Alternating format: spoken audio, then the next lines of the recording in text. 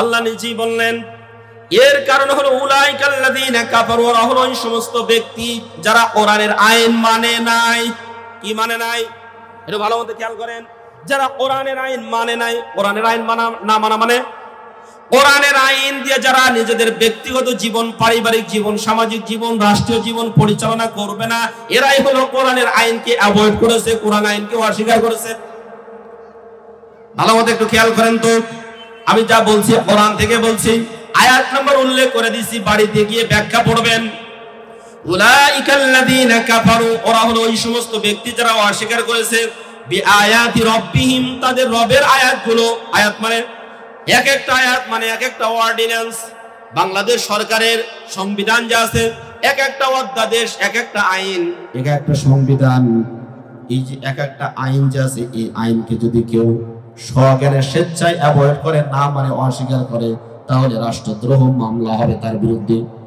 ঠিক আল্লাহ বলছেন তার যতগুলো আইন কারণ আছে, নিয়ম নীতি আছে, এই আইন কারণ নিয়ম নীতি যারা মানবে না, এরা পরিহার করবে। আল্লাহ বলছেন ওরাই হলো এই তাদের আমল, এত আমল করার পরেও তাদের কোনো লাভ হবে না, সব নষ্ট হয়ে যাবে। ওয়ালিআইহিম, ওই সমস্ত ব্যক্তিরা মুখে মুখে কথা বলে আমরা আল্লাহকে মানি, কোরআন মানি, কিন্তু তারা বাস্তব জীবনে প্রয়োগ করে না। ওরা যদি বাস্তব জীবনে প্রয়োগ করতো তাহলে আল্লাহকে বিশ্বাস করা হতো, আল্লাহর সাথে সাক্ষাৎ করার যদি মন মানসিকতা থাকতো তাহলে কোরআনের আইন তারা মানতো। কথা বলে ঠিক কিনা? ফাহাবিতাত আমালুহুম, আল্লাহ বলছেন যারা কোরআনের আইন মানবে না, খুব খেয়াল করেন, ওরা নামাজ পড়বে, রোজা করবে, হজ করবে, যাকাত দিবে, আবার অনেক ভালো ভালো কাজও করবে, কিন্তু কোরআনের আইনটা তারা মানবে না। আল্লাহর এই জমিনটা কোরআন দ্বারা পরিচালিত হোক, এটা যারা চায় না, এই সমস্ত ব্যক্তিদের ব্যাপারে বলছেন হাবিতাত আমালুহুম, ওদের যত আমল আছে সমস্ত আমল নষ্ট হয়ে যাবে, ধ্বংস হয়ে যাবে।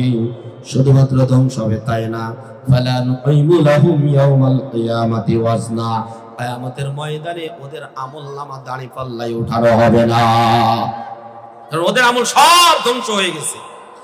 আমার প্রিয় ভাইরা, এর বাস্তবতার দিকে তাকান। তাহলে যারা কোরআনের আইন মানবে না, ওই সমস্ত ব্যক্তিদের আমল সব ধ্বংস হয়ে যাবে। এবার আপনাদের কাছে আমি একটু জিজ্ঞাসা করি, আমাদের দেশে চোর আছে না নাই? একটু জোরে বলেন, আছে না নাই? ওরে বাপ রে বাপ, চোর বাদে আর কি আছে? এটা কোন চোর বাদে আর কিছু আছে? চোর বাদে আর কিচ্ছু নাই। আসি কয়েকটা চোর, ভালো মানুষ তো নাই। আছে? ভালো মানুষ নেই। চোর ভালো মানুষ যদি থাকতো তাহলে বাংলাদেশের এত কোটি কোটি অর্থ বিদেশের বাড়িতে পাড়ি জমাইতে পারতো না। কথা বলেন ঠিক কিনা? সুতরাং আমরা দ্ব্যর্থহীন কণ্ঠে কথা বলতে চাই, আগামী দিনে চোর মুক্ত বাংলাদেশ গড়তে চায়, আগামী দিনে ডাকাত মুক্ত বাংলাদেশ গড়তে চায়, আগামী দিনে সন্ত্রাস মুক্ত বাংলাদেশ গড়তে চায়, আগামী দিনে চাঁদাবাজ মুক্ত বাংলাদেশ গড়তে হলে কোরআনের আইন সংসদে নেওয়ার জন্য কারা কারা রাজি আছে? তো হাত তুলে আল্লাহকে দেখান। নারায়ে তাকবীর, নারায়ে তাকবীর। আল কোরআনের আলো সংসদে জালো, আল হাদিসের আলো, কোরআন হাদিস যেখানে, নারায়ে তাকবীর। আমার প্রিয় ভাইরা, চোর বাদে আমাদের দেশে আর কিছু নাই। এবার আসুন, এই যে এতগুলো চোর আমাদের দেশ থেকে টাকা পয়সা চুরি করে নিয়ে গেল, যদি কোরআনুল কারীমের আইন বাস্তবায়ন থাকতো তাহলে চোরের অস্তিত্ব আমাদের সমাজে থাকতো। আমরা কি চোর মুক্ত বাংলাদেশ দেখতে চাই? জোরে বলেন, দেখতে চাই? চোর মুক্ত বাংলাদেশ দেখতে চাই যারা কোরআনের রাজনীতি করে, সমাজের মধ্যে কোরআনের আইন বাস্তবায়ন করতে চায়, তাদেরকেই ওই সংসদ ভবনে পাঠাইতে হবে। কথা বলেন ঠিক না ঠিক? নইলে চাঁদাবাজির সাথে, সন্ত্রাসীর সাথে, রাহাজানির সাথে, ছিনতাইয়ের সাথে যারা জড়িত, এরা যদি ওই জায়গাতে যায় তাহলে আবারও চুরি, লুটপাট সবকিছু শুরু হয়ে যাবে। কথা বলেন ঠিক না ঠিক? আমাদের মায়ের সন্তানেরা, 2000-এর উপরে সন্তানেরা জীবনের তাজা রক্ত দিয়ে যে জমিনটা তারা অর্জন করেছে, এই জমিনে আমরা কোন চোর চাঁদাবাজকে দেখতে চাই না। আমরা কোরআনের আইন সেখানে বাস্তবায়ন করতে চাই। এবার আসুন তো, চুরি করলে যে শাস্তি, এই শাস্তি আমাদের সমাজে কি আছে? যারা বলেন আমাদের সমাজে আছে? নাই। তাহলে আমরা একটু দেখি তো। কোরআন আমাদেরকে জানিয়ে দিচ্ছেন as-sariqu was-sariqatu faqtu aydiyahuma jazaa'an bima kasaba nakalan min Allah Allahu azizun hakim। আল্লাহু আকবার। সূরা মায়েদা 6 নম্বর রুকু 6 নম্বর পারা 13 নম্বর পৃষ্ঠা 2 নম্বর লাইনের 38 নম্বর আয়াতের মধ্যে আল্লাহ রাব্বুল আলামিন জানিয়ে দিলেন, ও দুনিয়ার মানুষেরা খুব ভালোমতো খেয়াল করুন, চোর অথবা চোরনিকে যদি ধরতে পারো, যথোপযুক্ত যদি প্রমাণাদি তোমাদের সামনে উপস্থাপন করা হয় আর যদি প্রমাণিত হয়, তাহলে চোর অথবা চোরনি এদেরকে হাত কেটে দাও। এরা যাই চুরি করুক না কেন, এরা রাষ্ট্রীয় সম্পদ অথবা অন্যের সম্পদ, যেই সম্পদই চুরি করুক না কেন, এদের কাটতে হবে কি? জোরে বলেন, কি কাটতে হবে? যেই সমস্ত নেতারা এই মাহফিলের মঞ্চে এসে বলে কোরআনের আইন ছাড়া অন্য কোন আইন মানা যাবে না, ওই নেতাগুলো সংসদে যাওয়ার পরে সূরা মায়েদার 38 নম্বর আইনের বাস্তবায়ন করতে চায় না। কথা বলেন ঠিক না বেটি? কারণ সূরা মায়েদার এই 38 নম্বর আয়াতের আইন যদি বাস্তবায়ন হয়ে যায়, সর্বপ্রথম তাদের হাত কাটা যাবে। কথা বলেন না? এক নম্বরে ওদের হাত কাটতে হবে। এই জন্য ওরা কোরআনের আইন মানতে চায়, মুখে বলে কিন্তু বাস্তবে তারা প্রয়োগ করতে চায় না। মনে করবেন এটাই হলো ডিজিটাল কায়দার মুনাফিক। কথা ঠিক না বেটি? মুখে বলে এক কথা, বাস্তবে ভিন্ন রকম। মুখে বলে এক কথা, অন্তরে রাখে আরেক কথা। এই ধরনের কার্যক্রম যারা করে তারা হলো এক নাম্বার। কি জোরে বলেন? এইরকম লোক আমাদের দেশে নাই, সব চতুর্থ আসমানে আছে। না, এই দেশে নাই তো। যারা আছিল তারা পালায় গেছে, আর তো আর কেউ না আছে? এখনো আছে। এই কোরআন থাকবে যতদিন, ওই মুনাফিকগুলো থাকবেও ততদিন। এই কোরআন থাকবে যতদিন, আল্লাহর জমিনে দিন কায়েম করার জন্য অতন্ত্র প্রহরীর ভূমিকা হয়ে জীবনের তাজা রক্ত দেওয়া হলেও জমিনে কোরআন কায়েম করার একদল লোক ততদিন থাকবে। চিল্লা বলেন ঠিক কিনা? নবী করিম সাল্লাল্লাহু আলাইহি সাল্লাম তিরমিজি শরীফের হাদিসের মধ্যে বর্ণনা করেছেন, মান আদা লি ওয়ালিয়ান ফাকাদ আদানতুহু বিল হারব। যারা আল্লাহর ওলিদের সাথে বিরুদ্ধাচরণ করে, কষ্ট দেয়, স্বয়ং আল্লাহ তাদের বিরুদ্ধে যুদ্ধের ঘোষণা দেন। আর আল্লাহ যার বিরুদ্ধে যুদ্ধের ঘোষণা দেন, পৃথিবীর কোন অপশক্তি তাদেরকে বাঁচিয়ে রাখতে পারে না, টিকে রাখতে পারে না। তার প্রমাণ হলো 5ই আগস্টে জালিমদের পতন। কথা বলে ঠিক না ঠিক? কোন শক্তি তাদেরকে টিকে রাখতে পারে না। যত ধরনের বাহিনী আছে সব বাহিনী শেষ হয়ে গেছে ছোট্ট ছোট্ট কচি কাঁচা সন্তানদের কাছে। কারণ আল্লাহ রাব্বুল আলামিন তাদের উপরে নারাজ হয়েছেন, আলেমদেরকে কষ্ট দিয়েছে, জেল দিয়েছে, মামলা হামলা ইত্যাদি দিয়েছে, এমনকি ফাঁসিতে পর্যন্ত যারা ঝুলিয়েছে। সুতরাং এই ধরনের কাজ যারা করে, আল্লাহ তাদের উপরে রাগান্বিত হন, তাদের বিরুদ্ধে যুদ্ধের ঘোষণা করেন। সম্মানিত উপস্থিতি, দরুদ ও সালাম প্রেরণ করছি বিশ্ব মানবতার মুক্তির দিশারি, যিনি এমন একটা সময় পৃথিবীর বুকে আবির্ভূত হয়েছিলেন যেই সময়কার মানুষগুলো মারামারি, কাটাকাটি, খুন খারাপি, জেনা, ব্যভিচার, সুদ, ঘুষ, মদ, জুয়া এমন কোনো গর্হিত কাজ ছিল না যা তারা করতো না। সেই অধপতিত, নির্যাতিত, নিপীড়িত, নিগৃহীত, লাঞ্ছিত, বঞ্চিত মানুষের মাঝে আগমন করলেন এই পৃথিবীর সর্বশ্রেষ্ঠ মহামানব, যিনি মাত্র 23টি বছরের ব্যবধানে ঘুরে দেওয়া অসভ্য বর্বর সমাজটিকে সুন্দর সোনালী সমাজে পরিণত করে ঘুমিয়ে আছেন সোনার মদিনায়। সে রাসূলের প্রতি আমাদের ভালোবাসা আছে না নাই? সবাই একটু জোরে বলি, ভালোবাসা আছে না নাই? ভালোবাসা থাকলে আমরা সবাই দরুদ পড়ছি সাল্লাল্লাহু আলাইহি ওয়াসাল্লাম। সম্মানিত ভাইরা, রাসূল এমন একটা সময়ে আগমন করেছিলেন যেই সময়টাকে age of ignorance, age of barbarians, অজ্ঞতার যুগ, মূর্খতার যুগ বলা হতো। সেই যুগেও কিন্তু কিছু মানুষ শিক্ষিত ছিল, তারপরেও সেই যুগটাকে অজ্ঞতার যুগ, মূর্খতার যুগ এজন্য বলা হয়েছে। শিক্ষিত ছিল বটে, কোরআনের শিক্ষা সেই সমাজে ছিল না, মানবতার শিক্ষা সেই সমাজে ছিল না, যার কারণে কিছু মানুষ শিক্ষিত হওয়ার পরেও তাদেরকে অজ্ঞ বর্বর হিসেবে চিহ্নিত করা হয়েছে। সম্মানিত উপস্থিতি, সে কোরআন আজকে আমাদের মাঝে আছে না নাই? এটা জোরে বলেন, আছে না নাই? আমাদের মাঝে আছে। মসজিদের তাকের উপরে আছে, এরপরে আমাদের ঘরের যে অনেক উঁচুতে তাকটা রয়েছে সেই তাকের উপরে আছে।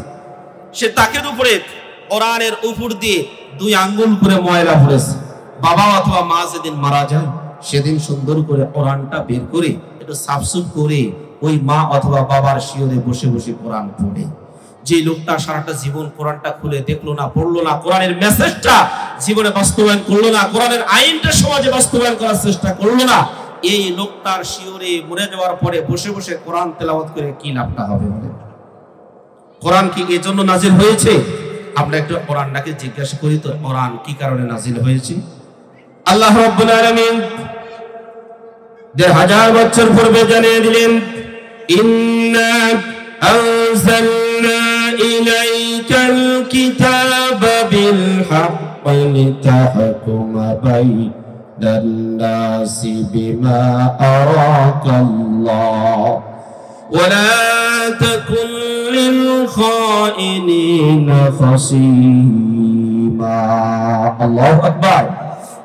সূরা নিসা 16 নম্বর রুকু 5 নম্বর পারা 14 নম্বর পৃষ্ঠার 14 নম্বর লাইনের 105 নম্বর আয়াত। আল্লাহ রাব্বুল আলামিন বলেন, অবশ্যই এই কোরআন আমি তোমার কাছে নাযিল করেছি, এই কিতাব আমি তোমার কাছে যথাযথভাবে নাযিল করেছি যাতে করে তোমরা কিতাবের মাধ্যমে মানুষের মাঝে বিচার ফয়সালা করতে পারো। লিতাহকুমা বাইনান নাস, এই হুকুম যাতে করে তোমরা মানুষের মাঝে যত ধরনের সমস্যা আছে সমস্ত সমস্যার সমাধান যাতে কিতাবের মাধ্যমে করতে পারো। আল্লাহ এরপরে বলেছেন, বিমা আরাকাল্লাহ, আল্লাহ তোমাকে যেভাবে দেখিয়ে দিয়েছেন ঠিক ওভাবেই বিচার করতে হবে। এবার আপনাদের কাছে প্রশ্ন, কোরআন নাযিল হয়েছে রমজান মাসে সুললিত কণ্ঠে তারাবি নামাজ পড়ার জন্য, কোরআন নাযিল হয়েছে মানুষ মারা যাওয়ার পরে শিয়রে বসে বসে কোরআন তেলাওয়াত করে তাকে জান্নাতে নিয়ে যাওয়ার জন্য। মরা মানুষের কাছে কোরআন তেলাওয়াত করে তাকে জান্নাতে নেওয়া যাবে না, বরং কোরআন নাযিল হয়েছে তাজা মানুষের জন্য, জীবন্ত মানুষের জন্য। আর এই কোরআন দিয়ে ব্যক্তিগত জীবন, পারিবারিক জীবন, সামাজিক জীবন, রাষ্ট্রীয় জীবন, আন্তর্জাতিক জীবন সবকিছু পরিচালিত হবে। বলেন কি দিয়ে? এর জন্য বলেন কি দিয়ে? কোরআন দিয়ে পরিচালিত হবে। কিন্তু আফসোসের বিষয় হলো আমাদের রাষ্ট্রে কি কোরআনের আইন আছে? কোরআনের রাজত্ব আছে? কোরআনের রাজত্ব নেই। অথচ আল্লাহ রাব্বুল আলামিন বিচার ফয়সালা করার জন্য বলেছেন কোরআন দিয়ে, আর আমরা বিচার ফয়সালা করি শয়তানের মন্ত্রতন্ত্র দিয়ে। আমার প্রিয় বাবাজিরা, আমরা যদি আরেকটু সামনের দিকে অগ্রসর হই, কোরআন কি কারণে নাযিল হয়েছে আল্লাহ রাব্বুল আলামিন আমাদেরকে আরেকটু জানিয়ে দিচ্ছেন।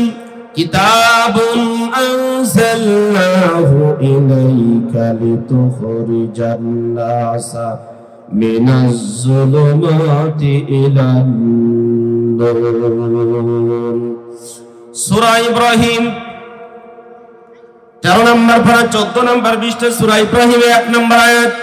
আল্লাহ রাব্বুল আলামিন এই জায়গাতেও জানিয়ে দিলেন, এটা এমন একটা কিতাব যেটা আমি তোমার কাছে নাযিল করেছি যাতে করে তুমি মানুষদেরকে অন্ধকারের যত পথ আছে সমস্ত পথ থেকে বের করে আলোর দিকে নিয়ে যাও। খুব ভালো মতো খেয়াল করেন, এই পৃথিবীতে বহু অন্ধকারের পথ রয়েছে।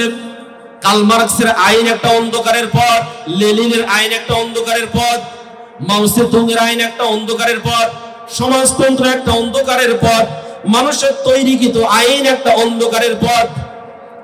অনেকগুলো অন্ধকারের পথ রয়েছে। অন্ধকারের মধ্যে মানুষ যেমন চলাচল করলে গন্তব্যস্থানে যেতে পারে না, বিপদের মধ্যে পড়ে যাওয়ার সমূহ সম্ভাবনা থাকে। অনুরূপভাবে কোন ব্যক্তি যদি কোরআনের আইন বাদ দিয়ে, কোরআনের নিয়ম কানুন বাদ দিয়ে মানুষের আইন কানুন মেনে চলে, তাহলে তাকে জান্নাতে যাওয়া যাবে, তার জান্নাতে যাওয়া সম্ভব না। আল্লাহ রাব্বুল আলামিন এই জন্য ডাক দিয়ে বলেছেন, লিতুখরিজান নাসা, এই কোরআন শুধুমাত্র মুমিনদের জন্য না, কোরআন শুধু বাংলাদেশের মানুষের জন্য না, সৌদি আরবের মানুষের জন্য না। এখানে নাস শব্দটা ব্যবহার করে পৃথিবীতে বর্তমানে প্রায় 800 কোটি মানুষ রয়েছে, প্রত্যেকটা মানুষের জন্য কোরআন। এই কোরআন যদি মানুষ মানে, তাহলে ইহুদিও যদি মানে, হিন্দু যদি মানে, কাফেরও যদি মানে, তারপরেও তাদের জীবনে সুখ আর শান্তি নেমে আসবে। আবার প্রিয় বাবাজিরা, আল্লাহ বলছেন অন্ধকারের পথ থেকে একমাত্র আলোর পথ হলো ইসলাম, এই ইসলামের পথের দিকে বের করে নিয়ে আসবেন। এই জন্য পৃথিবীতে যত মানব রচিত আইন আছে সমস্ত আইন হলো জুলুমের পথ, আর এই জুলুমের পথ যারা অবলম্বন করবে তারা জাহান্নামে যাবে। আর নূরের তথা ইসলামের পথ যারা অবলম্বন করবে তাদেরকে আল্লাহ রাব্বুল আলামিন জান্নাতে দিবেন। আমার প্রিয় বাবাজিরা, এই জন্য কোরআন নাজিল হয়েছে এই সমাজের মধ্যে আইন কানুন বাস্তবায়ন করার জন্য, বিচার ফায়সালা করার জন্য। আমি আপনাদের কাছে অনুরোধ রাখবো, জিজ্ঞাসা করতে চাই, এই কোরআন আমাদের দেশে বাস্তবায়ন করে কোরআন দ্বারা রাষ্ট্র পরিচালনা করতে চাই কিনা? জোরে বলেন চাই। কোরআন দ্বারা রাষ্ট্র পরিচালনা করতে হবে। কেন করতে হবে? আমরা একটু আস্তে আস্তে করে আসবো এদিকে, খুব খেয়াল করে শুনেন। যে আয়াতে কারিমা তেলাওয়াত করেছি, সময় যেহেতু অল্প আমরা এদিকে যাই। এই পৃথিবীতে যত কিছু দেখছি সব কিছুকে অ্যানালাইসিস করলে, ভাগ করলে আমরা দুটো ভাগে ভাগ করতে পারি। আমরা যদি ভালোর দিকে ভাগ করি তাহলে ভালো আর মন্দ পাই। মানুষ হিসাবে যদি ভাগ করি নারী আর পুরুষ পাই। অনুরূপ ভাবে আমরা যদি নেতাকে ভাগ করি তাহলে কিছু নেতা আছে ভালো, কিছু নেতা আছে মন্দ। অনুরূপ ভাবে কিছু নেতা আছে ইসলামের দিকে আহ্বান করে, কিছু নেতা আছে মানুষদেরকে জাহিলিয়াতের দিকে আহ্বান করে। অনুরূপ ভাবে যদি আমরা দলকে ভাগ করি, আল্লাহ কোরআনের ভাষায় দলকে ভাগ করলে দুইটা ভাগে ভাগ করা যায়। এক নম্বরে আল্লাহর দল, দুই নম্বরে শয়তানের দল। আছে না নাই? এবার আসুন, আল্লাহর দল কোনটা, শয়তানের দল কোনটা? আল্লাহর দলের কাজটা কি, শয়তানের দলের কাজটা কি? কোন দল সফল কাম হবে, কোন দল ব্যর্থ হবে, কোন দল আমাদেরকে করতে হবে আর কোন দল করা যাবে না, এই বিষয়টা নিয়ে কথা বলবো। আল্লাহ রাব্বুল আলামিন কোরআনুল কারীমের মধ্যে সূরা মুজাদালা 28 নম্বর পারা, 3 নম্বর পৃষ্ঠা, সূরা মুজাদালা 19 নম্বর আয়াত। রাব্বুল আলামিন আমাদেরকে ডাক দিয়ে বলেন, ইস্তাহওয়াযা আলাইহিমুশ শাইতানু ফাআনসাহুম যিকরাল্লাহ উলাইকা হিজবুশ শাইতান আলা ইন্না হিজবাশ শাইতানি হুমুল খাসিরুন। আল্লাহু আকবার। আল্লাহ রাব্বুল আলামিন এখানে ডাক দিয়ে বলেন, ইস্তাহওয়াযা মানে নিয়ন্ত্রণে নিয়েছে, বশীভূত করেছে, অধিকার চাপিয়ে দিয়েছে। কে অধিকার চাপিয়ে দিল, কে নিয়ন্ত্রণে নিয়ে আসলো? আলাইহিম তাদেরকে, আর শয়তান, শয়তান শয়তান তাদেরকে নিয়ন্ত্রণে নিয়েছে, শয়তান তাদেরকে কবজায় নিয়েছে। এক কথায় যদি বলতে চাই, শয়তান তাদেরকে মুরিদ বানিয়েছে। শয়তান হলো পীর সাহেব আর তারা হলো মুরিদ। মুরিদ পীর সাহেবের কথা শোনে, পীর সাহেব যেমন হবে মুরিদও তেমন হবে। পীর সাহেব যদি গাঞ্জা টানাওয়ালা হয়, মুরিদ তো তাহাজ্জুদ গুজার হবে। কথা বলে না। পীর সাহেব যদি সিগারেট খায় তাহলে মুরিদরা কমপক্ষে বিড়ি খাবে।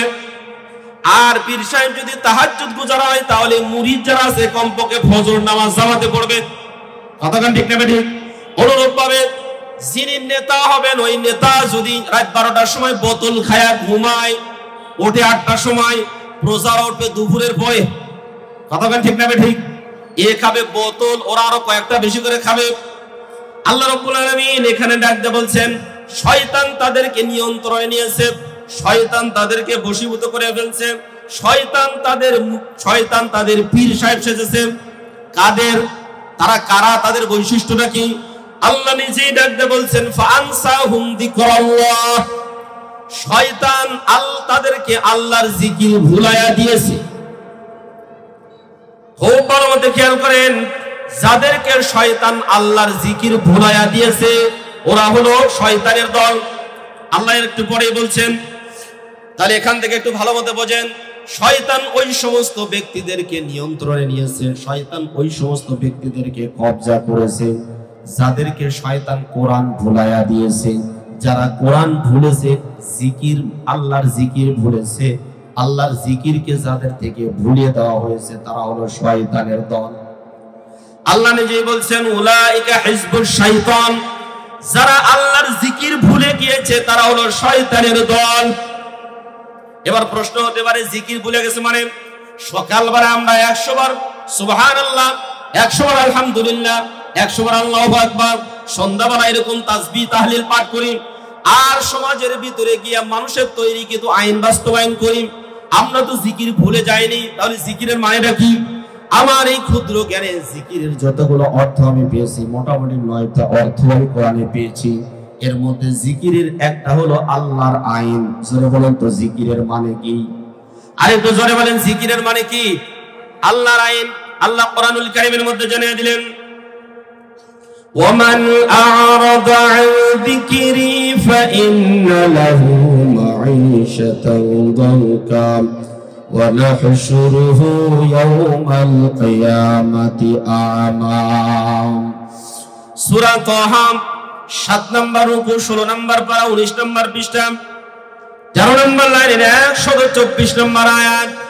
আল্লাহ রাব্বুল আলামিন ডাক দিয়ে বলছেন, যেই সমস্ত ব্যক্তিগুলো আমার জিকির ভুলে যাবে, আমার জিকির অ্যাভয়েড করবে, আমার জিকির পরিহার করবে, আমার জিকির মানবে না, ব্যক্তিগত জীবন, পারিবারিক জীবন, সামাজিক জীবন, রাষ্ট্রীয় জীবনে আমার জিকির মানবে না, ওই সমস্ত ব্যক্তিদের জীবনটা হবে খুবই সংকীর্ণ জীবন, খুবই দুর্বিষহ জীবন হবে, খুবই কষ্ট নিপতিত জীবন হবে। ওদের জীবনে, ওদের রাষ্ট্রে, ওদের সমাজে কোনো শান্তি থাকবে না, সিকিউরিটি থাকবে না, শৃঙ্খলা থাকবে না। সব জায়গাতে শুধু বিশৃঙ্খলা আর বিশৃঙ্খলা, সব জায়গাতে অশান্তি আর অশান্তি, কোথাও কোনো শান্তি নাই। খেয়াল করেন তো এখানে জিকির মানে কি? আল্লাহ এখানে জিকির মানে আমার বিধিবিধান বলে দিয়েছেন। তাফসীর ইবনে কাসিরের মধ্যে কিছুক্ষণ আগে দেখলাম, যিনি লিখেছেন আল্লামা ইবনে হাজার আসকালানী, আল্লামা ইবনে কাসির রাহমাতুল্লাহ আলাইহি লিখেছেন, জিকির মানে হলো আল্লাহর আইন। যারা ব্যক্তিগত জীবনে আল্লাহর আইন মানবে না, পারিবারিক জীবনে, সামাজিক জীবনে, রাষ্ট্রীয় জীবনে, অর্থনৈতিক জীবনে, রাজনৈতিক জীবনে যারা আল্লাহর আইন মানবে না, ওই রাষ্ট্রে কোনোদিন শান্তি আসতে পারে? আরো জোরে বলেন পারে? একটু বাস্তবতার দিকে আসেন। বাংলাদেশ স্বাধীন হয়েছে 53 বছর হয়ে গেল। এই 53 বছরে বহু দল আসলো গেল, কিন্তু এই স্বাধীন বাংলাদেশে কেউ শান্তি প্রতিষ্ঠা করতে পারছে? জোরে বলেন পেরেছে না পারবে না? কারণ যেখানে আল্লাহর আইন থাকবে না, সেই সমাজে কোনোদিন আল্লাহর শান্তিও থাকতে পারে? সব জায়গাতে শুধু চুরি আর চুরি, দুর্নীতি। চুরিতে আমরা মোটামুটি কয়েকবার করে চ্যাম্পিয়ন হয়েছি। সুবহানাল্লাহ কোন? সুবহানাল্লাহ বলেন না? হ্যাঁ, চুরিতে কয়েকবার করে আমরা চ্যাম্পিয়ন হয়েছি। আমরা ভালো কাজে চ্যাম্পিয়ন হতে পারি না, কিন্তু বদমাইশি যত কাজ আছে সবগুলোতে মোটামুটি আমাদেরকে কেউ পিছিয়ে রেখে যেতে পারে না। কিন্তু ভালো কাজে গেলে আমরা 9 ক্লাস কম মেট্রিক ফেলের মতো হয়ে যায়। আমার প্রিয় বাবাজিরা খুব খেয়াল করেন, তাহলে জিকিরের একটা অর্থ হলো আল্লাহর আইন। আল্লাহর আইন যে এই সমাজটা পরিচালনা করা দরকার আছে না নাই? আরো জোরে বলেন আছে না নাই? এই বাংলাদেশটা 53 বছর স্বাধীন হলেও এখন পর্যন্ত শান্তি দিতে পারে নাই। তবে 2024 সালের 5ই আগস্টে ছাত্র জনতার মাধ্যমে যে অভ্যুত্থানটা হয়েছে, আমরা এখন থেকে স্লোগান তুলবো, আর কোন নেতা নেত্রী দেখতে চাই না, একটা বার আমরা দেখতে চাই আল্লাহর কোরআনটা সংসদে নিতে চাই। আমার প্রিয় বাবাজিরা, তাহলে জিকিরের একটা অর্থ আমরা পেলাম আল্লাহর আইন। এবার উঠে খেয়াল করেন তো, আল্লাহর আইন যদি কোনো ব্যক্তি না মানে, তাহলে ওই ব্যক্তির অবস্থা কেমন হবে? সে কি মুমিন থাকতে পারবে কিনা? আল্লাহ কোরআনুল কারীমের মধ্যে নিজেই জানিয়ে দিলেন, আলাম তারা ইলাল্লাযীনা ইয়াজউমুনা আন্নাহুম আমানু বিমা উনজিলা ইলাইকা ওয়া মা উনজিলা মিন ক্বাবলিক ইউরিদুনা আন ইয়াতাহাকামু ইলা الطاغوت وقد أمروا أن يكفروا به ويريد الشيطان أن يضلهم ضلالا بعيدا. الله أكبر.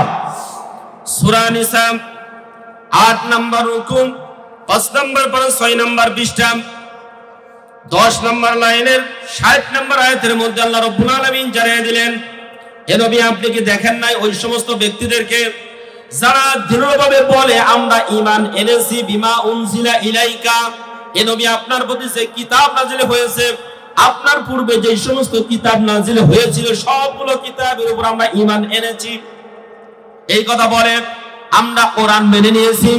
এই কথা বলার পরে ওই সমস্ত ব্যক্তিরা ইউরিদুনা আইয়াতাহাকামু ইলা তাগুত, কোরআন তারা মেনে নিয়েছে, এই কথা বলার পরেও শয়তানের আইন দিয়ে রাষ্ট্র পরিচালনা করতে চায়। আছে না নাই? আরো জোরে বলেন আছে না নাই? অনেক মানুষ আছে যারা মসজিদের মধ্যে গেলে বড় বড় কথা বলে, আবার মাহফিলে আসলে এই কথা বলবে কোরআন ছাড়া কোনো শান্তি পাওয়া যাবে না, কোরআন মানতে হবে, বলে কি বলে না? এই সব কিছু বলার পরেও বাস্তব ক্ষেত্রে গিয়ে কোরআনের বিরুদ্ধে আইন যে আছে সেই আইন বাস্তবায়ন করে এমন লোক আছে না নাই? আল্লাহ রাব্বুল আলামিন এটাই বলছেন, ইউরিদুনা, ওরা চায়, ওরা কামনা করে, আইয়াতাহাকামু, তারা বিচার ফায়সালা করবে, তাদের বিচার ফায়সালা গুলো সবকিছু বাস্তবায়ন করতে চায় ইলা তাগুত। তাগুত মানে শয়তান, শয়তানের আইন দিয়ে তারা বিচার ফায়সালা করতে চায়। অকদ উমিরু আইয়াকফুরু বি, অথচ ওই সমস্ত লোকগুলো শয়তানের আইন বাদ দিয়ে আল্লাহর আইনের মাধ্যমে কোরআন দিয়ে রাষ্ট্র পরিচালনা করার জন্য তারা আদিষ্ট হয়েছে। প্রিয় বাবাজিরা, শয়তান তো মানুষকে সবসময় পথভ্রষ্টতার দিকে নিয়ে যেতে চায়। তাহলে এই আয়াতের মধ্যে আমরা এই কথা বুঝতে পারলাম, যারা আল্লাহর আইন মানে না ওরা কোনোদিন মুমিন হতে পারে? আরো জোরে বলেন, পারে? পারে না। এবার আরেকটু সামনের দিকে আসেন। আল্লাহ রাব্বুল আলামিন কোরআনুল কারীমের একটা জায়গায় বলছেন, ফালা রাব্বিকা লা ইউমিনুনা হাত্তা ইউহাক্কিমুকা ফীমা শাজারা বাইনাহুম সুম্মা লা ইয়াজিদু ফী আনফুসিহিম হারাজাম মিম্মা কাদাইতা ওয়া ইউসাল্লিমু তাসলিমা। আল্লাহু আকবার। সূরা নিসা 9 নম্বর রুকু 5 নম্বর পারা 7 নম্বর পৃষ্ঠার 8 নম্বর লাইনের 65 নম্বর আয়াত। আল্লাহ রাব্বুল আলামিন ডাক দিয়ে বললেন, না না, হতে পারে না নবী, আপনার কসম, তোমার রবের কসম করে বলছি, ওরা মুমিন হচ্ছে না, ভবিষ্যতে মুমিন হতে পারবে না। কে বলছেন? এটা জোরে বলেন, কে বলছেন? আল্লাহ এই কথা বলছেন। যাদের কানে কোরআনের আওয়াজ চলে যাচ্ছে তাদের এদিক সেদিক থাকা জায়েজ হবে না। কোরআনের সম্মান এখানে বসতে হবে, নইলে আল্লাহ গজব নাজিল করবেন। ওয়া ইযা কুরিআল কুরআনু ফাসতামিউ লাহু ওয়া আনসিতু লাআল্লাকুম তুরহামুন। সূরা আ'রাফ 224 নম্বর আয়াতে আল্লাহ রাব্বুল আলামিন জানিয়ে দিলেন, যেই জায়গাতে কোরআনের আলোচনা হয়, কোরআন তেলাওয়াত হয়, ওই জায়গাতে কান লাগে মনোযোগ সহকারে শুনলে রহমত নাজিল করবেন কে? আরো জোরে বলেন, কে? আল্লাহ রহমত নাজিল করবেন। সুতরাং যাদের কানে কোরআনের আওয়াজ যাচ্ছে, মুসলমান মায়ের সন্তান হলে মাহফিলে এসে বসতে অবশ্যই হবে। আর যদি তারা অন্য কিছু হয়ে থাকে, উলুধ্বনি যদি কানে দেয়, তাহলে না শুনলেও চলবে, না শুনলেও চলবে। কিন্তু যাদের কানে আওয়াজ এসেছে, মুয়াজ্জিনের আল্লাহু আকবারের আওয়াজ এসেছে, তাদের জন্য সময় এসেছে কোরআন থেকে আলোচনা শোনার। আমার প্রিয় ভাইরা, খুব খেয়াল করেন, আল্লাহ রাব্বুল আলামিন নিজেই বলছেন না, তোমার রবের কসম করে বলছি, লা ইউমিনুনা, এটা মুজারে সিগা, প্রেজেন্ট এবং ফিউচার দুটোই রয়েছে। ওরা মুমিন হচ্ছে না, ভবিষ্যতেও হতে পারবে না। কারা তারা? হাত্তা ইউহাক্কিমুকা ফীমা শাজারা বাইনাহুম, যে সমস্ত লোকগুলো নিজেদের ব্যাপার স্যাপার, নিজেদের দৈনন্দিন জীবনের যত ঘটনাবলী আছে, এই ঘটনাগুলো যতক্ষণ পর্যন্ত কোরআন দ্বারা মীমাংসা না করবে, ততক্ষণ পর্যন্ত তারা মুমিন হতে পারবে। আরো জোরে বলেন, মুমিন হতে পারবে। এই কথাটা বলেছেন কে? আরো জোরে বলেন, কে? আল্লাহ এই কথা বলেছেন। সুতরাং এবার আসুন, আমরা যে আইন জীবন, পারিবারিক জীবন, সামাজিক জীবন, রাষ্ট্রীয় জীবন পরিচালনা করি, এই আইনগুলো কি কোরআনের আইন না মানুষের তৈরি করা আইন? কিসের আইন? মানুষের তৈরি করা আইন। এবার মানুষের তৈরিকৃত আইন দিয়ে যারা নিজেদের ব্যক্তিগত জীবন, পারিবারিক জীবন, সামাজিক জীবন, রাষ্ট্রীয় জীবন পরিচালনা করবে, তারা কোনোদিন মুমিন হতে পারবে না। কথাটা কার? আরো জোরে বলেন, কার? আল্লাহর কথা। এবার যেই সমস্ত ব্যক্তিগুলা 5 ওয়াক্ত নামাজ জামাতের সাথে আদায় করে, রোজাও রাখে, হজও করে, মসজিদের সভাপতি হয়, মাদ্রাসার সভাপতি হয়, মসজিদ মাদ্রাসা ইত্যাদিতে দানও করে, কিন্তু আল্লাহর আইন তারা মানে না, অথচ নিজেদেরকে মনে করছে আমরা সবচাইতে মুত্তাকি ব্যক্তি। আছে না নাই? এবার তাদের ব্যাপারে শোনেন আল্লাহ কি বলছেন। আল্লাহ নিজেই বলছেন, উল হাল নুনাব্বিউকুম বিল আখসারিনা আমালান আল্লাযীনা দাল্লা সা'য়ুহুম ফিল হায়াতিদ দুনিয়া ওয়া হুম ইয়াহসাবুনা আন্নাহুম يحسنون صنعا। সূরা কাহাবের শেষ নম্বর রুকু 12 নম্বর রুকু 16 নম্বর পারা 3 নম্বর পৃষ্ঠা সূরা কাহাবের 103 এবং 4 নম্বর আয়াত খুব ভালো মতো খেয়াল করেন। আল্লাহ নবীকে ডাক দিয়ে বলতেছেন, নবী আপনি শুনুন, কুল হে নবী আপনি বলেন, হাল নুনাব্বিউকুম আমি কি আপনাকে জানাবো, আপনি কি আপনাকে অবহিত করব, বিল আখসারিনা আমালা যারা আমল করবে তারপরে জাহান্নামে যাবে, আমল করার পরেও যারা জাহান্নামে যাবে এদের ব্যাপারে কি আমি আপনাকে শোনাবো? খুব খেয়াল করেন তো, আল্লাযীনা যাল্লা সা'য়ুহুম ফিল হায়াতিদ দুনিয়া, যারা বাস্তব জীবনে নামাজ রোজা হজ যাকাত ইবাদত বন্দেগী সবকিছু করেছে কিন্তু তারপরেও সবকিছু তাদের ব্যর্থ হয়েছে, নষ্ট হয়েছে, কাজে লাগে নাই। আল্লাহ নিজেই বলছেন, ওহুম ইয়াহসাবুনা আন্নাহুম ইহসিনুনা সুনআ, ওরা ধারণা করছে আমরা তো অনেক ভালো ভালো কাজ করছি। মসজিদের সভাপতি, বাপরে বাপ, কম কথা নাকি? মাদ্রাসার সভাপতি, এতিমখানার সভাপতি, এতিমখানাতে প্রত্যেকটা মাসে 2 টন করে চাল দিই, এতিমদের সেবা যত্ন করছি, কম ভালো কাজ করছি নাকি? অনেক সওয়াবের কাজ করছি। আল্লাহ নিজেই বলছেন, ওহুম ইয়াহসাবুনা, তারা ধারণা করছে, আন্নাহুম ইহসিনুনা সুনআ, ওরা সবচাইতে ভালো কাজ করছে, এটা ওরা ধারণা করে। আল্লাহ বলেন এই রকম ধারণা যারা করে ওরা সবচাইতে বেশি ক্ষতিগ্রস্ত। কি কারণে তারা ক্ষতিগ্রস্ত? খেয়াল করেন তো, আল্লাহ বলছেন, উলাইকাল্লাযীনা কাফারু বিআয়াতি রাব্বিহিম ওয়া লিকাইহি ফাহাবিতাত আ'মালুহুম ফালা নুকিমু লাহুম ইয়াওমাল কিয়ামাতি ওয়াজনা।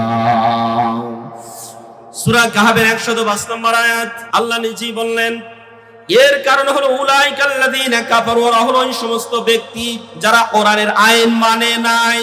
কি মানে নাই? এটা ভালো মতো খেয়াল করেন। যারা কোরআনের আইন মানে নাই, কোরআনের আইন মানা না মানা মানে কোরআনের আইন দিয়ে যারা নিজেদের ব্যক্তিগত জীবন, পারিবারিক জীবন, সামাজিক জীবন, রাষ্ট্রীয় জীবন পরিচালনা করবে না, এরাই হলো কোরআনের আইনকে অ্যাভয়েড করেছে, কোরআন আইনকে অস্বীকার করেছে। ভালো মতো একটু খেয়াল করেন তো, আমি যা বলছি কোরআন থেকে বলছি, আয়াত নম্বর উল্লেখ করে দিছি, বাড়িতে গিয়ে ব্যাখ্যা পড়বেন। উলাইকাল্লাযীনা কাফারু, ওরা হলো ওই সমস্ত ব্যক্তি যারা অস্বীকার করেছে বিআয়াতি রাব্বিহিম, তাদের রবের আয়াতগুলো। আয়াত মানে এক একটা আয়াত মানে এক একটা অর্ডিন্যান্স। বাংলাদেশ সরকারের সংবিধান যা আছে, এক একটা অধ্যাদেশ, এক একটা আইন, এক একটা সংবিধান, এই যে এক একটা আইন যা আছে, এই আইনকে যদি কেউ স্বজ্ঞানে স্বেচ্ছায় অ্যাভয়েড করে, না মানে অস্বীকার করে, তাহলে রাষ্ট্রদ্রোহ মামলা হবে তার বিরুদ্ধে। ঠিক আল্লাহ বলছেন তার যতগুলো আইন কারণ আছে, নিয়ম নীতি আছে, এই আইন কারণ নিয়ম নীতি যারা মানবে না এরা পরিহার করবে। আল্লাহ বলছেন ওরাই হলো এই তাদের আমল, এত আমল করার পরেও তাদের কোনো লাভ হবে না, সব নষ্ট হয়ে যাবে। ওয়ালিকাইহিম, ওই সমস্ত ব্যক্তিরা মুখে মুখে কথা বলে আমরা আল্লাহকে মানি, কোরআন মানি, কিন্তু তারা বাস্তব জীবনে প্রয়োগ করে না। ওরা যদি বাস্তব জীবনে প্রয়োগ করতো তাহলে আল্লাহকে বিশ্বাস করা হতো, আল্লাহর সাথে সাক্ষাৎ করার যদি মন মানসিকতা থাকতো তাহলে কোরআনের আইন তারা মানতো। কথা বলে ঠিক কিনা? ফাহাবিতাত আ'মালুহুম, আল্লাহ বলছেন যারা কোরআনের আইন মানবে না, খুব খেয়াল করেন,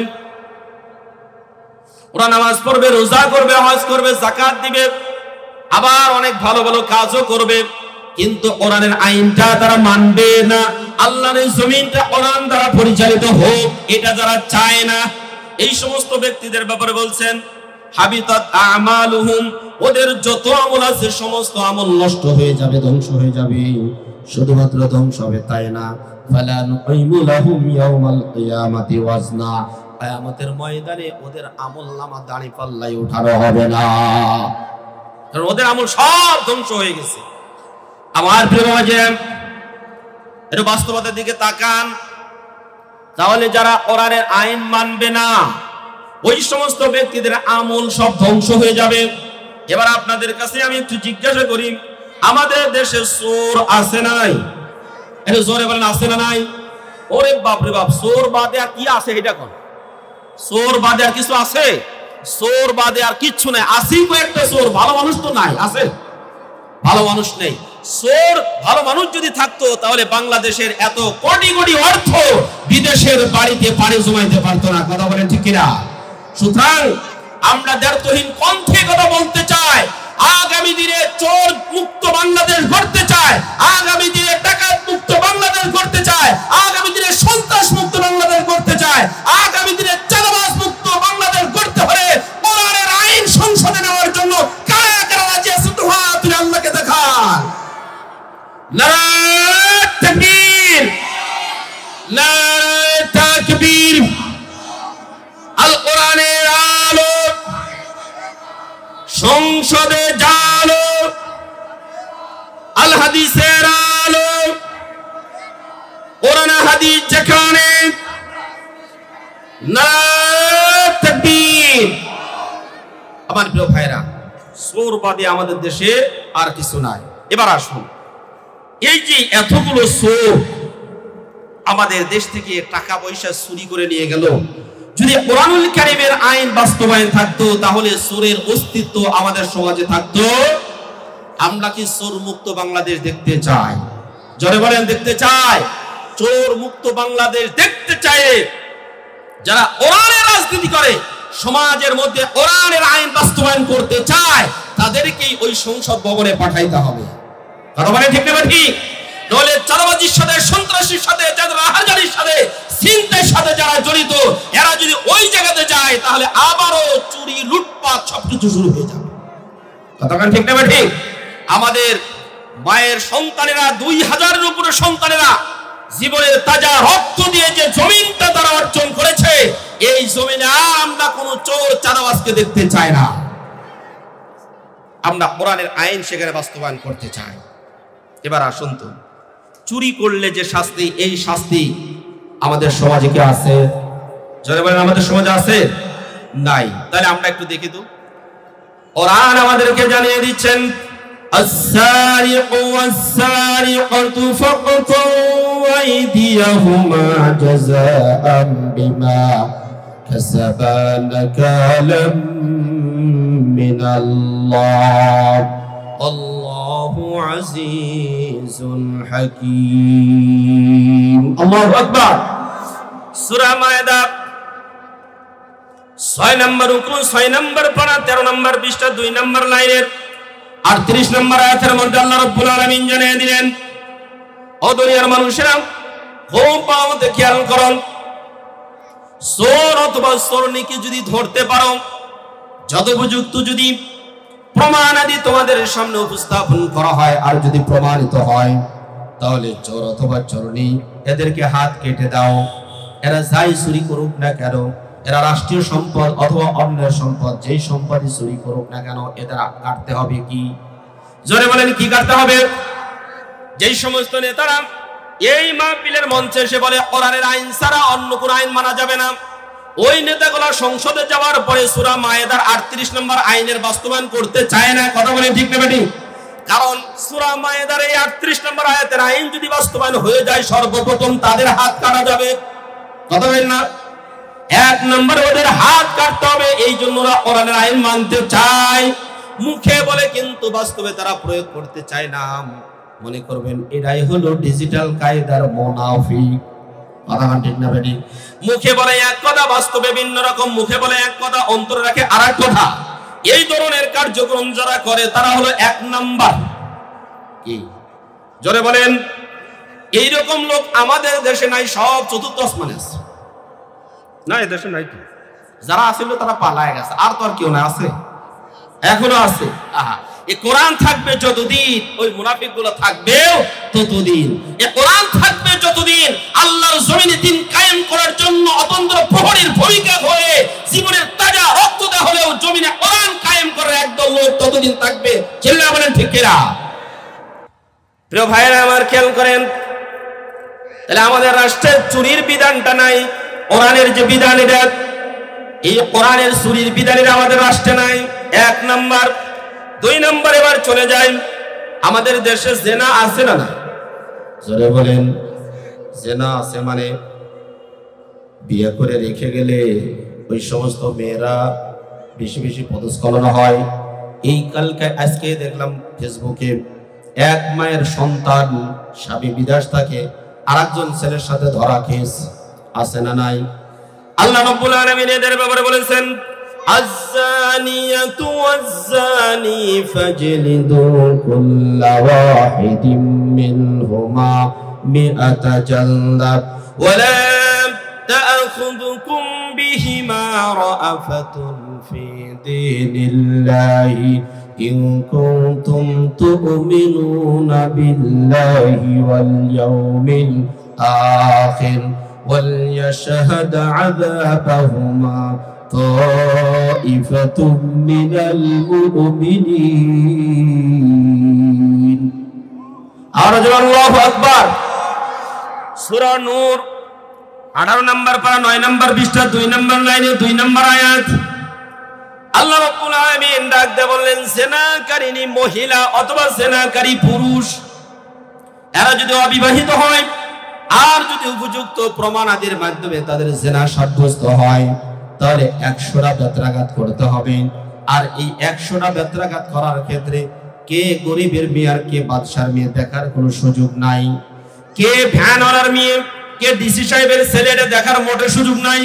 100টা বেত্রাঘাত করতে করতে যদি মৃত্যুবরণ করে, তারপরে 100টা বেত্রাঘাত পালন করতেই হবে। আর এই রকম আইন যদি ওপেনে ঘোষণা দিয়ে চ্যানেলের মাধ্যমে প্রচার করা যায়, বিভিন্ন ধরনের ইলেকট্রনিক্স প্রিন্ট মিডিয়ার মাধ্যমে প্রকাশ করা যায়, সারা দুনিয়ার মানুষ যদি একটা বিচার দেখে, বলেন তো আর কোন জেনাকারী পাওয়া যাবে? গার্লস স্কুলের সামনে যুবকরা এতিমের মতো দাঁড়িয়ে থাকে, বলেন তো পাওয়া যাবে? সকিনার জন্য এবার এই কলিমুল্লাহ সাহেব এতিমের মতো দাঁড়িয়ে আছে, সকিনা কখন বের হবে এক নজর দেখে মনে শান্তি হবে। সকিনা অত্যন্ত চালাক চতুর মেয়ে, তার কথায় পাত্তা দেয় না, লেখাপড়া ভালো মতো করেছে, মেট্রিকে সে পেয়েছে গোল্ডেন এ প্লাস, ইন্টারমিডিয়েটে গোল্ডেন এ প্লাস, ডাক্তারিতে ভর্তি হয়েছে, মেডিকেলে ভর্তি হয়েছে, বিসিএস ক্যাডার হয়ে ভালো একটা জায়গাতে চাকরি পেয়েছে। কিন্তু ওই যে কলিমুল্লাহ বেচারা এতিমখানার এতিমের মতো গার্লস স্কুলের পাশে দাঁড়িয়ে থাকতো, পড়ালেখায় মন বসতো না, শুধুমাত্র চিন্তা করতো ওই যে জরিনাকে নিয়ে চিন্তা করতো। এই চিন্তা করার কারণে মেট্রিকে পেয়েছে 2 পয়েন্ট, ইন্টারমিডিয়েটে গিয়ে পেয়েছে 2.5 পয়েন্ট। এবার তো ভালো জায়গায় ভর্তি হওয়ার সুযোগ আছে, মোটের সুযোগ নাই। শেষ পর্যন্ত কোন রকম ভাবে গোষ্ঠী করে ডিগ্রি পাস করেছে। ডিগ্রি পাস করার পরে ওই যে জরিনার চিন্তা, জরিনাকে রক বিয়া করবে। জোরে বলেন করবে? মোটে করবে না। আবার প্রিয় বাবাজিরা, এই যুবকরা তুমি ভালো মতো খেয়াল করো, যেই জরিনার পিছনে তুমি ঘোরাঘুরি করছো, জরিনার পিছনে না ঘুরে তোমার ক্যারেক্টার গঠন করো, তোমার লেখাপড়ার দিকে তুমি মনোনিবেশ করো, দেখবে জরিনার বাবার 14 গোষ্ঠী তোমার সাথে বিয়ে দেওয়ার জন্য জুতা ক্রয় করবে। কথা বলেন ঠিক না ঠিক? যুবক ভালো মতো খেয়াল করো, আল্লাহ রাব্বুল আলামিন এই জন্য বলেছেন, জেনাকারী পুরুষ অথবা জেনাকারিনী মহিলা এরা যদি ধরা পড়ে, তাহলে 100 বেত্রাঘাত করতে হবে। আইনটা কার? আরো জোরে বলেন, আইনটা কার? আল্লাহর আইন। এবার বলেন তো, আমাদের সমাজে, আমাদের কোর্টে, আমাদের রাষ্ট্রে এই আইন কি আছে? নাই। আমরা সমাজে যখন জেনার বিচার নিয়ে যাব, তখন তারা মানুষের তৈরিকৃত আইন দিয়ে বিচার ফাইসালা করবে, অথচ যিনি মুমিন হবেন সে কোনোদিন মানুষের আইন দিয়ে বিচার ফাইসালা করতে পারে? আরো জোরে বলেন, বিচার ফাইসালা করতে পারে। বিচার ফাইসালা যদি মানুষের আইন দিয়ে করে, তাহলে মুমিন থাকতে পারবে না। আর মুমিন যদি থাকতে চায়, তাহলে মানুষের তৈরিকৃত আইন দিয়ে বিচার ফাইসালা করতে পারবে? কথা ক্লিয়ার? একদম ক্লিয়ার। তাহলে আমরা সূরের কথাটা বললাম, সূরা মায়েদার 38 নম্বর আয়াত, সূরা নূরের 2 নম্বর আয়াতে জেনাকারী পুরুষ অথবা নারী অবিবাহিত হলে এদের শাস্তিটা কি হবে সেটাও আমরা বললাম। এর একটা আইনও আমাদের রাষ্ট্রে আছে? আচ্ছা, নাই। এবার আরেকটা বিষয় আসুন, একটু খেয়াল করেন। আমাদের সমাজে যদি কেউ কাউকে অন্যায়ভাবে হত্যা করে, খুন করে, তাহলে তাদের প্রতিশোধটা কেমন হবে, তাদের শাস্তিটা কেমন হবে, এটা কোরআন আমাদেরকে জানিয়ে দিয়েছে। কিন্তু এই বিষয়টা আমাদের সমাজে, আমাদের রাষ্ট্রে নাই। আল্লাহ রাব্বুল আলামিন বলেন, ইয়া আইয়ুহাল্লাযীনা আমানু কুতিবা আলাইকুমুল কিসাসু ফিল কতলা الحر بالحر والعبد بالعبد والأنثى بالأنثى রব্বুল আলামিন সূরা বাকারার 22 নম্বর রুকু 2 নম্বর 5 6 নম্বর পৃষ্ঠার প্রথম নম্বর লাইনের 178 নম্বর আয়াতের মধ্যে জানিয়ে দিলেন, ও দুনিয়ার মুমিনেরা, তোমাদের জন্য আল্লাহ রাব্বুল আলামিন কিসাস ফরজ করে দিয়েছেন।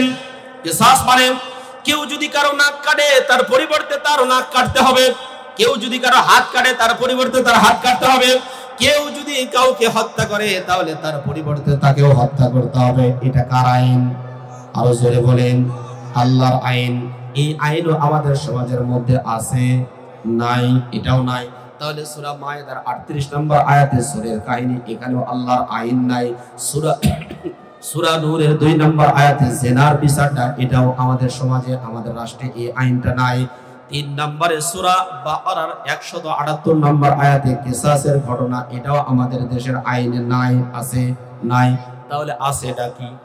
এই যে তাগুত মানে শয়তানের যে আইন, এই আইনটা আমাদের রাষ্ট্রটা পরিচালিত হচ্ছে। আর যারা নিজেদেরকে মুমিন বলে দাবি করবে তারা কোনদিন শয়তানের আইন মানতে পারে? আরো জোরে বলেন, মানতে পারে? এবার আপনাদের কাছে প্রশ্ন, আমরা কি শয়তানের আইন মানবো? এই কথা মাইকটা বলতে পারবেন তো?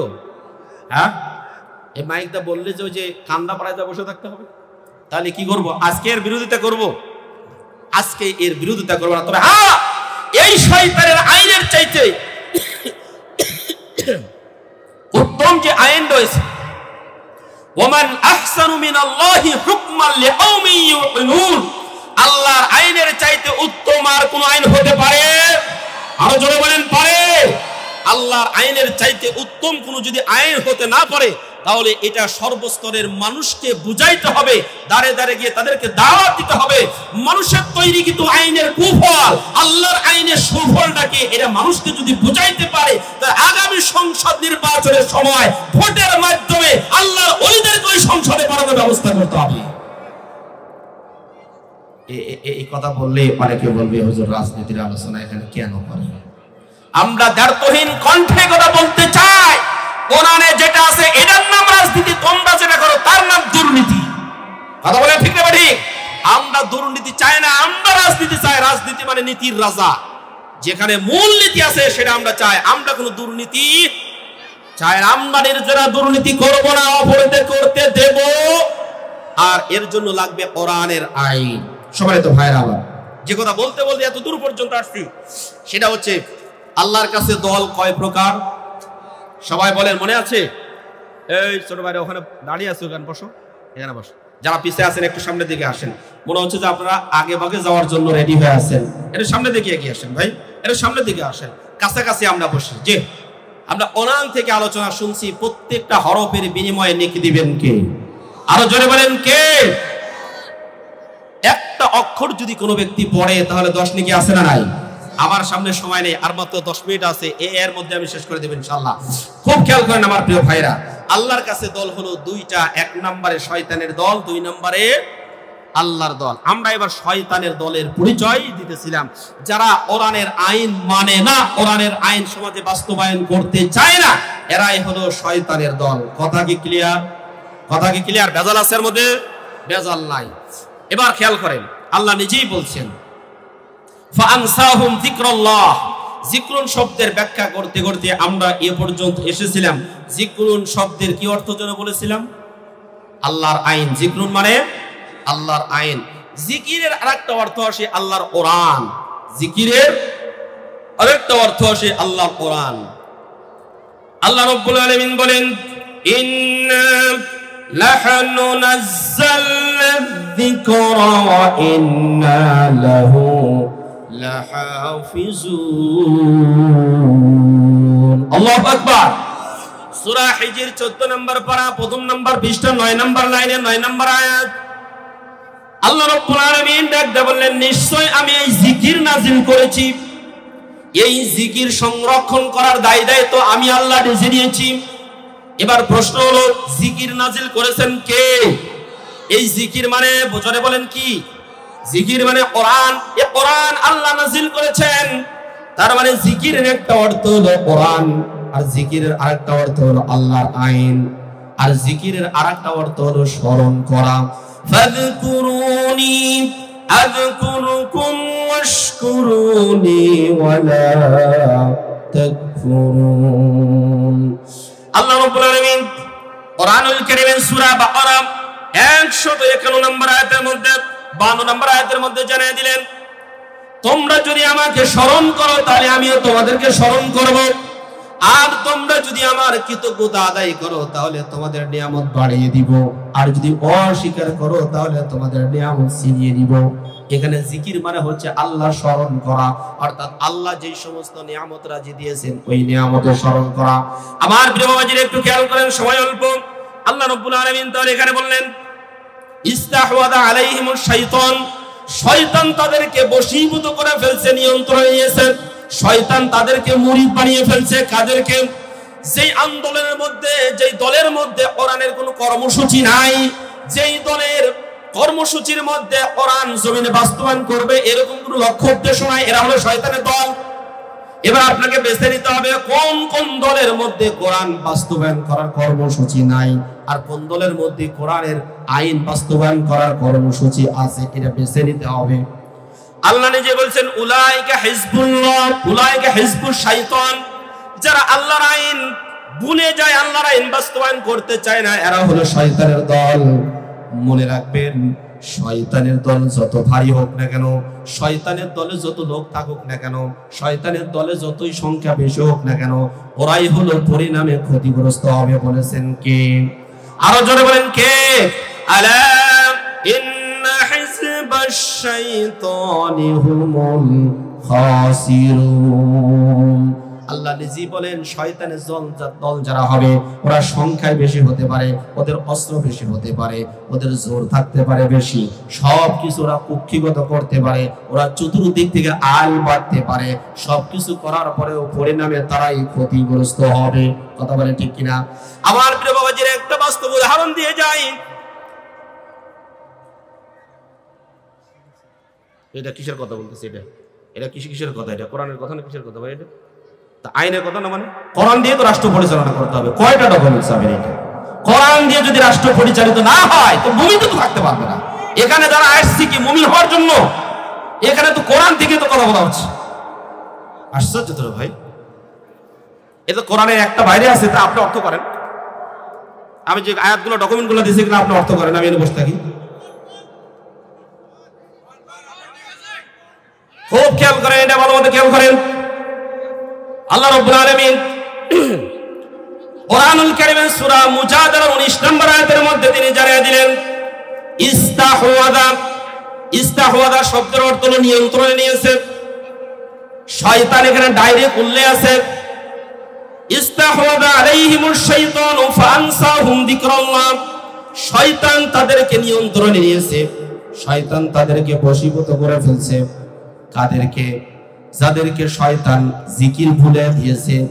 জিকির শব্দের অর্থ কয়েকটা বলেছি, তার মধ্যে একটা হলো আল্লাহর আইন। তাফসিরে মারিফুল কোরআন, খুব খেয়াল করেন, তাফসিরে মারিফুল কোরআন 6 নম্বর খণ্ড, এই ভালো মতো শুনেন, তাফসিরে মারিফুল কোরআন 6 নম্বর খণ্ড 319 নম্বর পৃষ্ঠা কেবল দেখে আসলাম। এই মাত্র দেখলাম, তো আমি কি আমার বাধ্যতা গল্প বলবো এখানে? এই মাত্র দেখে আসলাম, পড়ার আগে 1 ঘন্টা আলোচনা করে 3 ঘন্টা পড়াশোনা করে আসছি, মানে ফাও আসি না এখানে। এই জায়গাতে জিক্রুন শব্দের অর্থ আল্লাহর আইন উল্লেখ করেছেন। যারা আল্লাহর আইন মানবে না ব্যক্তিগত জীবনে, পারিবারিক জীবনে, সামাজিক জীবনে, রাজনৈতিক জীবনে, অর্থনৈতিক জীবনে, আপনি যদি অর্থনীতিতে ইসলাম না মানেন তাহলে পরিপূর্ণ মুমিন হতে পারবেন না। কারণ আল্লাহ নিজেই বলেছেন ইন্নাদ দীনা ইনদাল্লাহিল ইসলাম, একমাত্র আল্লাহর কাছে মনোনীত জীবন ব্যবস্থা হলো ইসলাম। Islam is the complete code of life. ইসলামের এমন কোন শাখা নাই যেই শাখাতে ইসলাম অবদান রাখে না। যদি না রেখে থাকে তাহলে এটা ইনকমপ্লিট হবে, এটা কমপ্লিট হবে না। অথচ ওয়া আতমামতু আলাইকুম নি'মাতি ওয়া রাদিতু লাকুমুল ইসলাম দীনা, আর আমি তোমাদের উপর আমার নিয়ামত পূর্ণ করে দিলাম, আর ইসলামটাকে একমাত্র জীবন ব্যবস্থা হিসেবে তোমাদের জন্য প্রতিষ্ঠিত করলাম। চিল্লাও আল্লাহু আকবার। আমার প্রিয় ভাইরা, তাহলে এই জায়গাতে আমরা শয়তানের দলের একটা পরিচয় পেয়েছি, যারা আল্লাহর আইন মানবে না এরাই হলো শয়তানের দল। সম্মানিত ভাইরা,